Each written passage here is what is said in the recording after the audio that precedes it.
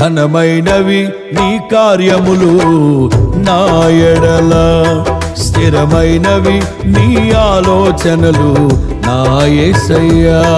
ఘనమైనవి నీ కార్యములు నా ఎడల, స్థిరమైనవి నీ ఆలోచనలు నా యేసయ్యా. కృపలను పొందుచు కృతజ్ఞత కలిగి స్తుతులర్పించెదను అన్ని వేళలా.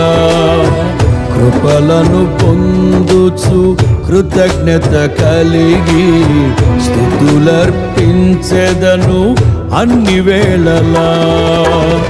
అనుదినము నీ అనుగ్రహమే ఆయుష్